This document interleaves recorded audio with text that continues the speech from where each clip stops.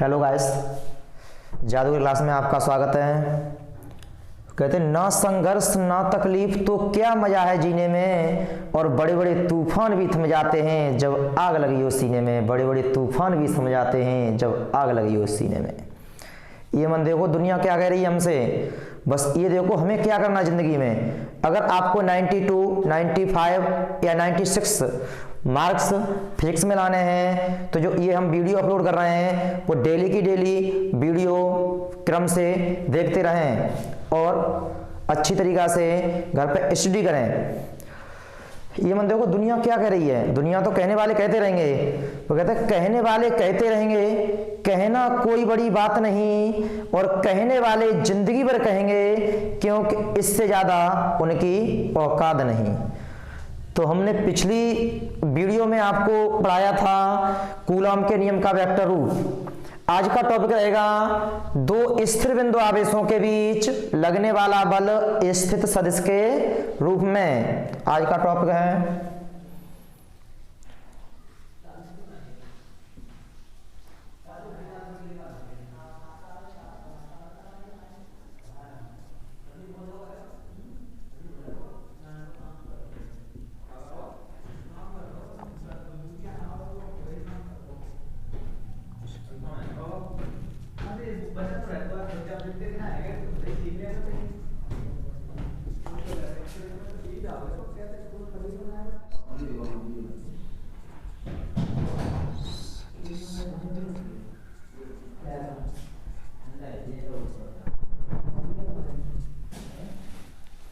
दो स्थिर बिंदु आवेशों के बीच लगने वाला बल स्थित सदिश के रूप में।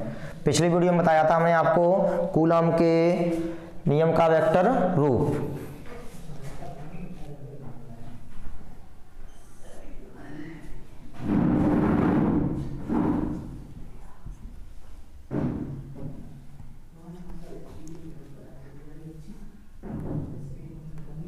यहाँ लेंगे आप प्लस क्यू आवेश, प्लस Q1 आवेश, ये है आपका प्लस Q2 आवेश। जब ये वाला आवेश इस पर बल लगाएगा तो बल की दिशा किधर होगी? इधर। ये बल होगा आपका F12 vector, F12 vector. Q1 आवेश के कारण Q2 आवेश पर लगने वाला बल, सॉरी ये हुआ आपका F21 होगा, क्योंकि Q1 आवेश के कारण Q2 आवेश पर लगने वाला बल। जब ये वाला आवेश इस पर बल लगाएगा तो बल की दिशा होगी इधर, तो ये दिशा होगी, ये बल होगा आपका F12 vector, F12 vector, F12 vector. F12 vector का मतलब है Q2 आवेश के कारण Q1 आवेश पर लगने वाला बल। तो ये Q1 का जो स्थिर सदिश है वह है R1 वेक्टर, और Q2 का जो स्थिर सदिश है वह है R2 वेक्टर। ये बिंदु A है आपका और ये बिंदु है आपका V। दोनों आवेशों के बीच की दूरी होती है R। एकांक वेक्टर यहाँ पर होता है R1 कैप, और ये एकांक वेक्टर होता है R21 कैप। पीछे बता चुके हैं, पिछली वीडियो में आपको ये बताया था हमने कूलॉम के नियम का वेक्टर रूप। यहाँ Q1 आवेश लिया था, यहाँ Q2 आवेश लिया था। जब ये वाला आवेश इस पर बल लगाएगा तो बल की दिशा किधर होगी? इससे दूर, इधर। F21 vector, F21 vector. जब ये Q2 आवेश Q1 आवेश पर बल लगाएगा तो बल की दिशा किधर होगी? इधर, Q1 से इधर। ये होगी आपकी F12 वेक्टर, F12 वेक्टर। एकांक वेक्टर काम करेगा इस पर R12 cap, R12 cap. R12 cap का मतलब है Q1 की दिशा, R12 कैप का मतलब है Q1 आवेश की दिशा Q2 आवेश की ओर है। Q1 आवेश की दिशा Q2 आवेश की ओर है। और ये R21 कैप का मतलब होता है Q2 की दिशा Q1 आवेश की ओर है। दोनों आवेशों के बीच की दूरी क्या थी? R। तो यही पूरा चित्र हमने इसमें उठा के रख दिया है। F12 वेक्टर क्या होता है? 1/4πε0 Q1 Q2 upon are Q, यहाँ था 1 2 है तो यहाँ क्या आएगा 2 1 वेक्टर, वेक्टर है तो क्यू आएगा, और कैप होता है तो क्या आता स्क्वायर, पिछली वीडियो में देख लेना। F12 वेक्टर हमें निकालना है इसका स्थित सदिश, इसका क्या निकालना है स्थित सदिश। तो 11th में पढ़ाया था हमने R12 वेक्टर है तो ये स्थित सदिश इसका क्या हो जाएगा R2 वेक्टर माइनस के R1 वेक्टर। यदि R21 वेक्टर है तो इसका सदिश क्या होगा R1 वेक्टर माइनस के R2 वेक्टर। तो ये मान इसमें उठा के रख देंगे 1/4πε0 Q1 Q2 अपॉन, इस पर ये वेक्टर लगाना है तो वेक्टर लगाने का तरीका होता है ये मॉड का चिन्ह लगाओगे, ये घात 3 यहाँ आएंगे, यहाँ कर देंगे R वेक्टर। लेकिन यहाँ 1 2 है तो यहाँ क्या आएगा 2 1, यहाँ क्या आएगा 2 1 वेक्टर का मान क्या है R1 वेक्टर माइनस के R2 vector, R1 vector minus के R2 वेक्टर, इसका मान रखोगे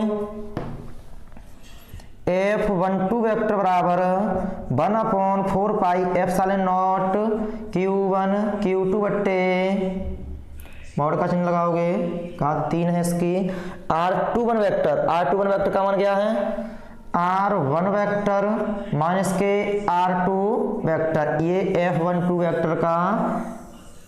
वेक्टर स्थित सदिश के रूप में है, ये साथ चल रहा है इसके R1 वेक्टर माइनस के R2 वेक्टर।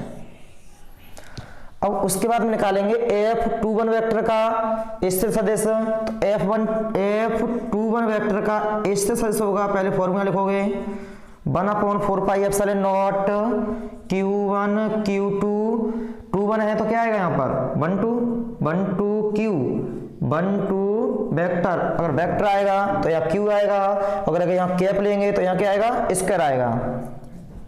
F21 वेक्टर बराबर 1/4πε0 Q1 Q2 अपॉन, इससे सदिश के रूप में लिखोगे तो यहाँ Q लगाओगे, यहाँ लगाओगे R12 वेक्टर, यहाँ क्या आएगा R12 वेक्टर, इसे पोजीशन वेक्टर के रूप में लिख दो। F12 वेक्टर बराबर 1/4πε0 Q1 Q2, इसका मान कितना है R12 वेक्टर का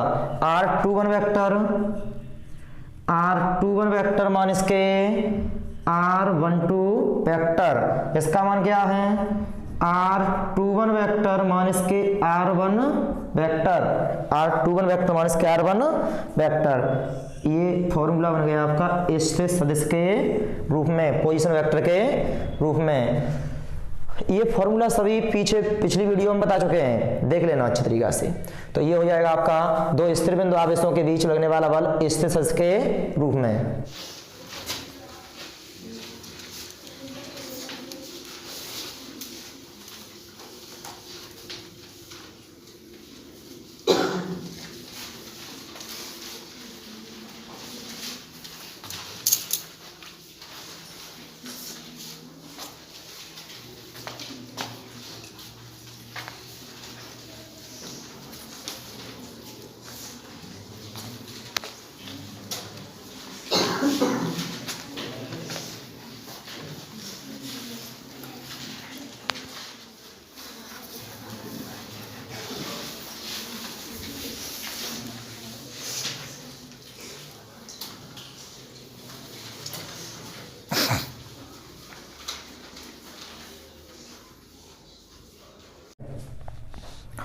स्क्रीनशॉट ले लो इसका। और नेक्स्ट टॉपिक रहेगा आपका इंटेंसिटी ऑफ इलेक्ट्रिक फील्ड, वैद्युत क्षेत्र की तीव्रता। वैद्युत क्षेत्र की तीव्रता से पहले हम आपको बताएंगे परीक्षण आवेश क्या होता है। परीक्षण आवेश क्या होता है?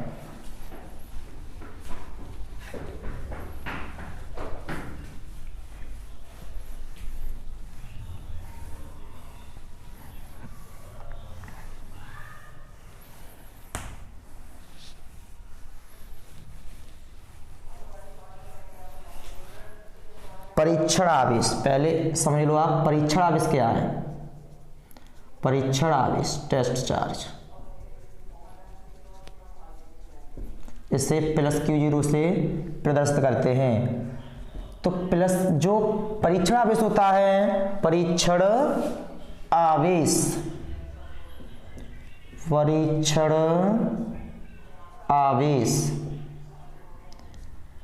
यह अत्यंत सूक्ष्म धनावेश होता है। कैसा होता है? धनावेश होता है। इसका अपना कोई अस्तित्व नहीं होता है, इसका कोई अपना क्षेत्र नहीं होता है, लेकिन काम पूरा करता है। इसे प्लस Q0 से प्लस करते हैं। जो भी फॉर्मूला आगे निकालेंगे परीक्षण वैद्युत क्षेत्र की तीव्रता के लिए, तो उसमें ये Q0 परीक्षण आवेश लेंगे, लेकिन ये बाद में हटा देते हैं, इसका कोई अपना अस्तित्व नहीं होता है। परिभाषा लिख सकते हो इसकी, यह अत्यंत सूक्ष्म धन आवेश होता है,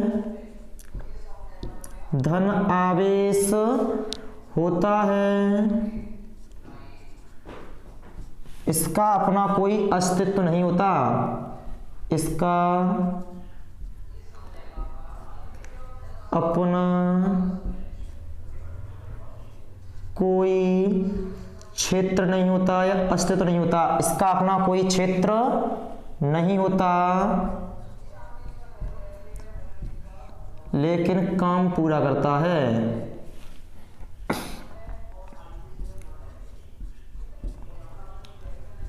करता है। इसे प्लस Q0 से प्रदर्शित करते हैं, प्लस Q0 से प्रदर्शित करते हैं।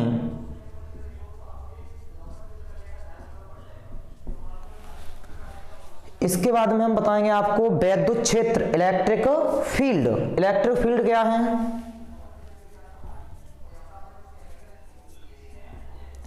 वैद्युत क्षेत्र, इलेक्ट्रिक फील्ड।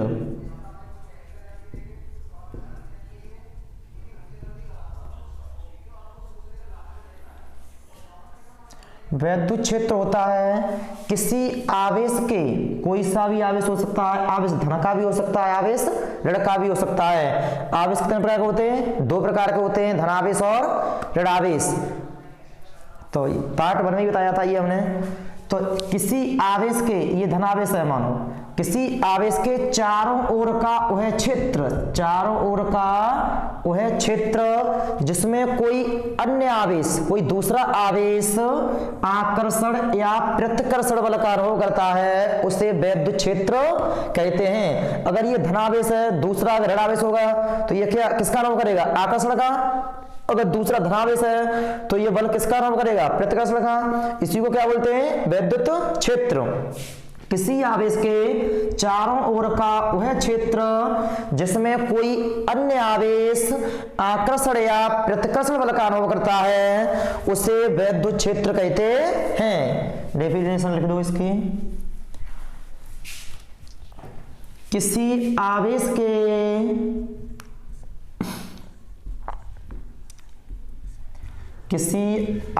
के चारों ओर का वह क्षेत्र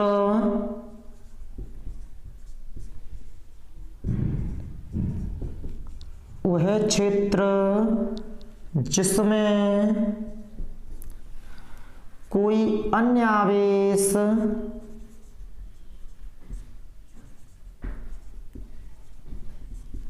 आकर्षण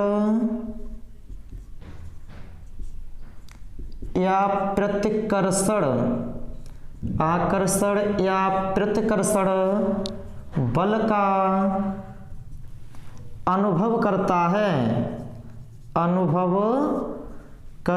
है, उसे वैद्युत क्षेत्र कहते हैं।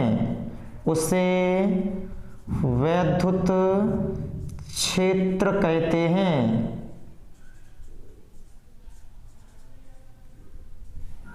और इसके बाद में हम पढ़ाएंगे आपको वैद्युत क्षेत्र की तीव्रता। ये स्क्रीनशॉट ले लो इसका, तो शुरू से करते हैं ऊपर से ही।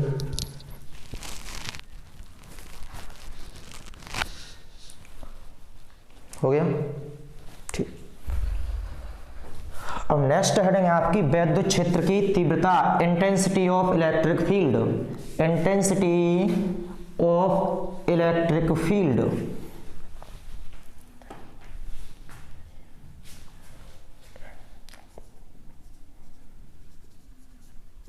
वैद्युत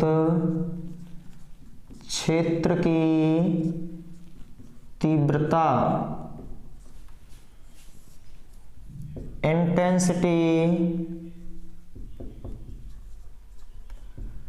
of electric field, electric field, intensity of electric field, वैद्युत क्षेत्र की तीव्रता। वैद्युत क्षेत्र की तीव्रता किसे कहते हैं? फॉर्मूला होता है E बराबर F upon Q0, F upon Q0। जो तीव्रता निकालेंगे वो किसकी निकालेंगे? वैद्युत क्षेत्र की, वैद्युत क्षेत्र की। तो परिभाषा यहां से, या तो Q, यदि Q0 का मान हम एकांक मान लें तो वैद्युत क्षेत्र में, एक वैद्युत क्षेत्र में परीक्षण आवेश पर या एकांक परीक्षण आवेश पर लगने वाला बल, एकांक परीक्षण आवेश पर लगने वाला बल वैद्युत क्षेत्र की तीव्रता कहलाती है। या दूसरी डेफिनेशन ऐसे लिख सकते हो, वैद्युत क्षेत्र में, वैद्युत क्षेत्र में, वैद्युत क्षेत्र में परीक्षण आवेश पर लगने वाला बल, किसमें? वैद्युत क्षेत्र में, वैद्युत क्षेत्र में परीक्षण आवेश पर लगने वाला बल और परीक्षण आवेश के अनुपात को वैद्युत क्षेत्र की तीव्रता कहते हैं। परीक्षण आवेश पर लगने वाला बल और परीक्षण आवेश के अनुपात को वैद्युत क्षेत्र की तीव्रता कहते हैं। लिख सकते हो। इसका जो मात्रक होता है, मात्रक होता है, बल का मात्रक क्या होता है? न्यूटन। आवेश का मात्रक क्या होता है? कूलम।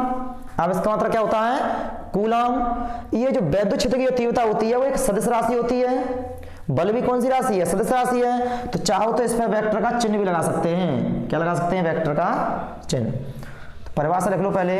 वैद्युत क्षेत्र में, वैद्युत क्षेत्र में परीक्षण आवेश पर, परीक्षण आवेश पर लगने वाला बल और परीक्षण आवेश के अनुपात को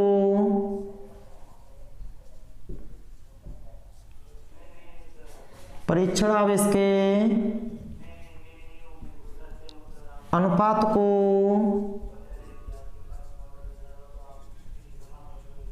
वैद्युत क्षेत्र की तीव्रता कहते हैं। वैद्युत क्षेत्र की तीव्रता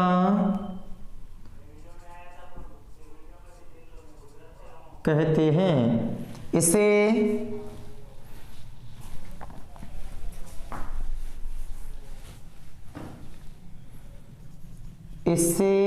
E से प्रदर्शित करते हैं। इसे E से प्रदर्शित करते हैं। यह एक सदिश राशि है। यह एक सदिश राशि है। फॉर्मूला है इसका, वैद्युत क्षेत्र की तीव्रता, वैद्युत क्षेत्र की तीव्रता E बराबर F upon Q0, F upon Q0। मात्रा क्या हो जाएगा इसका? न्यूटन प्रति कूलम। अब इसका सदिश रूप लिखेंगे। एक नंबर पूछ लिया जाता है सदिश रूप क्या होता है? सदिश रूप, सदिश रूप, वेक्टर फॉर्म। वेक्टर उन्हीं राशियों पर आता है जो राशियां सदिश होती हैं, जो राशियां सदिश होती हैं। तो इसमें कौन सी राशि सदिश है? तीव्रता सदिश है और बल सदिश है। तो यहां लगा सकते हो आप E वेक्टर बराबर F vector upon Q0, F vector upon Q0। ये हो गया इसका सदिश रूप। उसके बाद में हम बताएंगे वैद्युत क्षेत्र की जो तीव्रता की दिशा होती है वो किधर से किधर होती है। वैद्युत क्षेत्र की तीव्रता की दिशा किधर होती है? तो वैद्युत क्षेत्र की तीव्रता की दिशा धनावेश से दूर होती है और ऋणावेश की ओर होती है। जैसे यहाँ पर ये प्लस क्यू कूलम का आवेश है, हमें यहाँ इस बिंदु पर तीव्रता की दिशा निकालनी है, इस बिंदु पर, तो धनावेश से दूर, ये धनावेश है और यहाँ तीव्रता निकालनी है, तीव्रता की दिशा निकालनी है, तो यहाँ से दूर ये वैद्युत क्षेत्र की तीव्रता किधर होगी? इधर। अगर यहाँ माइनस का क्यू कूलम का आवेश है और हमें यहाँ इस बिंदु पर तीव्रता की दिशा निकालनी है, तो माइनस की ओर, तो वैद्युत क्षेत्र की तीव्रता की दिशा धनावेश से दूर और ऋणावेश की ओर होती है, ऋणावेश की ओर होती है। आवाज कम है। धनावेश से दूर और ऋणावेश की ओर होती है। तो यहां लिख सकते हो वैद्युत क्षेत्र की तीव्रता की दिशा, वैद्युत क्षेत्र की तीव्रता की दिशा धन आवेश यानी प्लस क्यू कूलम के धन आवेश से दूर तथा ऋण आवेश की ओर होती है, तथा ऋण आवेश की ओर होती है, ऋण आवेश की ओर होती है। अब हम ये बताएंगे यदि एक समान ये वैद्युत क्षेत्र की एक समान वैद्युत क्षेत्र में, यदि हम एक समान वैद्युत क्षेत्र में अगर प्लस क्यू कूलम का आवेश रखा हो तो बल कितना लगता है, और यदि माइनस क्यू कूलम का आवेश रखा हो तो बल कितना लगता है। तो नोट पॉइंट हेडिंग डालो, हो गया। इसके बाद में आप डालोगे नोट पॉइंट।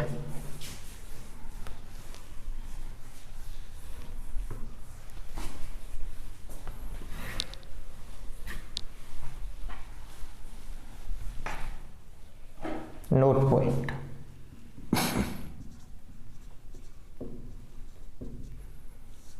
यदि एक समान ये वैद्युत क्षेत्र है आपका, एक समान वैद्युत क्षेत्र ई में, एक समान वैद्युत क्षेत्र को दिखाते हैं इस तरीका से, यदि एक समान वैद्युत क्षेत्र ई में प्लस क्यू कूलम का आवेश रखा हो, ये प्लस क्यू कूलम का आवेश रखा है, तो बल किधर काम करेगा? क्षेत्र की दिशा में, क्योंकि दिशा होती है धनावेश से दूर, धनावेश से दूर। तो इधर होगा आपका धन का चिन्ह और इधर होगी ये डायरेक्शन माइनस की। धनावेश से दूर ऋणावेश की ओर, ये होती है वैद्युत क्षेत्र की तीव्रता की दिशा। यदि एक समान वैद्युत क्षेत्र में यदि प्लस क्यू कूलम का आवेश रखा हो तो बल क्षेत्र की दिशा में कार्य करता है, और जो बल होता है वो क्या होता है? F बराबर ई क्यू, F बराबर ई क्यू, क्योंकि ये फॉर्मूला था तीव्रता का, E बराबर F अपॉन क्यू जीरो। अगर परीक्षण आवेश न लेके अगर किसी कड़क आवेश हो तो यहाँ कितना आएगा? E बराबर F अपॉन क्यू। अगर यहाँ से बल का सूत्र निकाले हुए तो कितना आएगा? F बराबर ई क्यू, F बराबर ई क्यू। तो यदि हम एक समान वैद्युत क्षेत्र ई में, एक समान वैद्युत क्षेत्र ई में प्लस क्यू कूलम का आवेश रखते हैं तो बल जो होता है वो क्षेत्र की दिशा में कार्य करता है, और यदि माइनस क्यू कूलम का आवेश रखते हैं तो बल क्षेत्र के विपरीत दिशा में कार्य करता है। F बराबर ई क्यू, F बराबर ई क्यू। चित्र बना लो और यहां लिख दो यदि प्लस क्यू कूलम का आवेश, प्लस क्यू कूलम का आवेश, प्लस क्यू कूलम का आवेश एक समान वैद्युत क्षेत्र में, प्लस क्यू कूलम का आवेश एक समान वैद्युत क्षेत्र में रखा है, वैद्युत क्षेत्र में रखा है, तो बल क्षेत्र की दिशा में कार्य करता है, क्षेत्र की दिशा में कार्य करता है। और यदि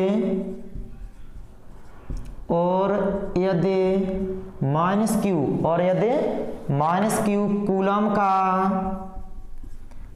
क्यू कूलम का आवेश रखा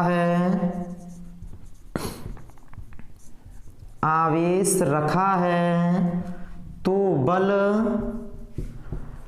क्षेत्र की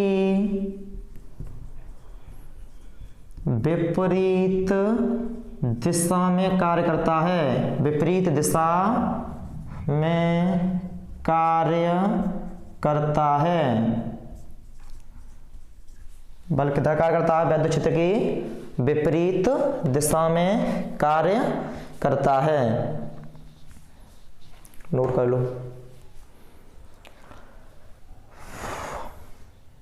अब हम बताएंगे वैद्युत क्षेत्र की तीव्रता की विमा। वैद्युत क्षेत्र की तीव्रता की विमा, यहाँ कर हेडिंग डालोगे, वैद्युत क्षेत्र की तीव्रता की विमा, वैद्युत क्षेत्र की तीव्रता की विमा। तो फॉर्मूला आपको पता है वैद्युत क्षेत्र की तीव्रता का, E बराबर एफ अपॉन क्यू जीरो से E की विमा बराबर एफ की विमा बट्टे क्यू जीरो की विमा।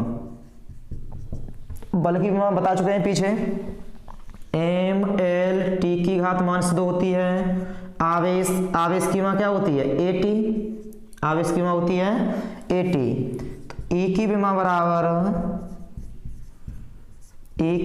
बराबर ये एटी ऊपर ले जाओगे किसकी हो जाएगी? ए ऊपर ले जाओगे, घात इस पर अभी प्लस की वन है, ऊपर ले जाओगे -1 हो जाएगा। टी अभी घात प्लस की वन है, ऊपर ले जाओगे किसका हो जाएगा? -1 हो जाएगा।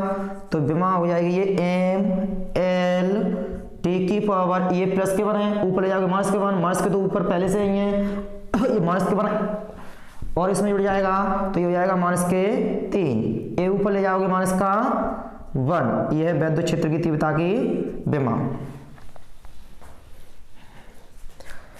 इसके बाद में हम आपको पढ़ाएंगे किसी बिंदु आवेश के कारण वैद्युत क्षेत्र की तीव्रता।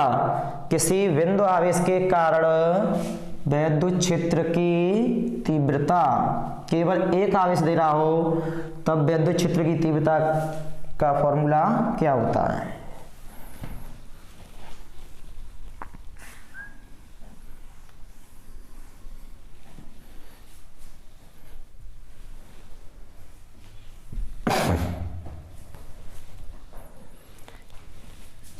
किसी बिंदु आवेश के कारण, किसी बिंदु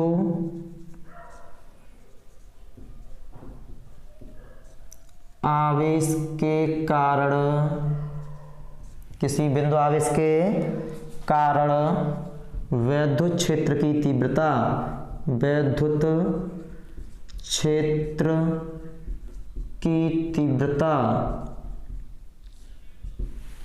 intensity of electric field due to a point charge, English लिखना चाहो तो लिख सकते हो, इंटेंसिटी ऑफ इलेक्ट्रिक फील्ड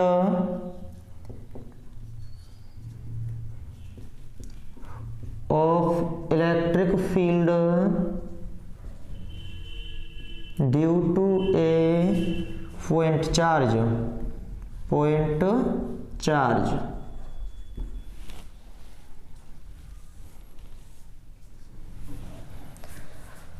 तो इसमें माना बिंदु O पर कोई +q कूलम का आवेश निर्वात अथवा बाय में रखा है, इससे r दूरी पर कोई बिंदु P है जिस पर हमें वैद्युत क्षेत्र की तीव्रता की गणना करनी है। तो इस +q आवेश के कारण जब हम यहाँ बिंदु P पर तीव्रता निकालेंगे, दिशा किधर होगी? इधर। दिशा किधर होगी? इधर। लेकिन जो बल लगता है, जो कूलम का नियम होता है, वो 2 आवेशों के बीच में लगता है। कितने आवेशों के बीच में लगता है? 2 आवेशों के बीच में। लेकिन यहाँ कितना आवेश है? 1। तो हम दूसरे बिंदु P पर कौन सा आवेश लेंगे? +q0, क्योंकि यह बहुत सूक्ष्म धनावेश होता है, बहुत सूक्ष्म धनावेश होता है, लेकिन ये कूलम के नियम के लिए काम पूरा करता है। तो यहाँ +q0 आवेश होगा। ये बहुत छोटा आवेश है।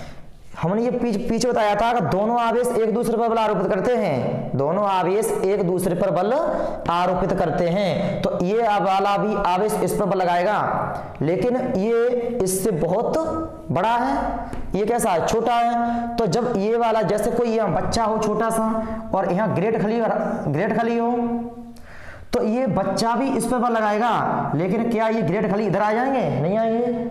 यदि ग्रेट खली अगर इस बच्चे के लात मार देंगे, पैर मार देंगे, तो ये बच्चा कहाँ जाएगा? उधर जाएगा। तो ऐसे ही सिस्टम इसका है कि ये प्लस क्यू जीरो आवेश है, ये बहुत छोटा है। जब ये आवेश इस पर बल लगाएगा तो ये बल इसका कुछ नहीं बिगाड़ पाएगा, ये इधर नहीं जाएगा। लेकिन जब ये आवेश इस पर बल लगाएगा तो बल की दिशा किधर हो जाएगी? इधर हो जाएगी। ये तो इधर हो सकता है। तो ये कैसा हमारा छोटा आवेश है, इसलिए हमने बल किधर लगाया है? इधर।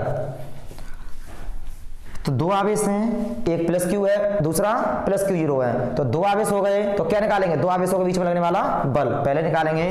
प्लस क्यू आवेश के कारण क्यू जीरो पर लगने वाला बल, प्लस क्यू आवेश के कारण प्लस क्यू जीरो पर लगने वाला बल F बराबर फॉर्मूला क्या होगा? 1/4πε0 Q1 का काम कौन करेगा? Q2 का काम कौन करेगा? Q0 upon R square. ये हमने क्या निकाल लिया? बल। लेकिन हमें क्या चाहिए? तीव्रता। तो तीव्रता का सूत्र बता चुके हैं पीछे। वैद्युत क्षेत्र की तीव्रता फॉर्मूला होता है E बराबर F upon Q not. E बराबर F का मान क्या है? ये वाला मान यहाँ उठा के रखोगे तो 1/4πε0 Q naught upon R square. ये क्या है नीचे? क्यू नॉट से क्यू नॉट कैंसिल कर दोगे तो ये फॉर्मूला आएगा आपका E बराबर 1/4πε0 क्यू अपॉन आर स्क्वायर। तीव्रता का मात्रक होता है न्यूटन प्रति कूलम। तो ये एक आवेश के कारण क्या निकली है? तीव्रता का फॉर्मूला। अच्छी तरीके से याद कर लेना। आगे हम अच्छी निरक्षी के जो आर्टिकल सिद्ध करेंगे तो ये फॉर्मूला यूज होगा उसमें। अच्छी तरीके से ध्यान रखना। इसकी भाषा लिखना चाहो तो लिख लेना बना के। माना बिंदु O पर प्लस क्यू कूलम का आवेश रखा है, जिससे R दूरी पर बिंदु P है। माना बिंदु P पर प्लस क्यू जीरो आवेश रखा है। इतनी बार लिख देना। यदि ये दोनों आवेश माध्यम में हो, किसमें हो? अगर इनके बीच में माध्यम रखा हो तो ये फॉर्मूला बनेगा तीव्रता का E बराबर 1/4πε0। यहाँ क्या लगा देंगे माध्यम के लिए? क्या आ जाएगा? Q upon R square. यदि हम इसका वेक्टर रूप लिखें, क्या लिखें इसका? वेक्टर रूप।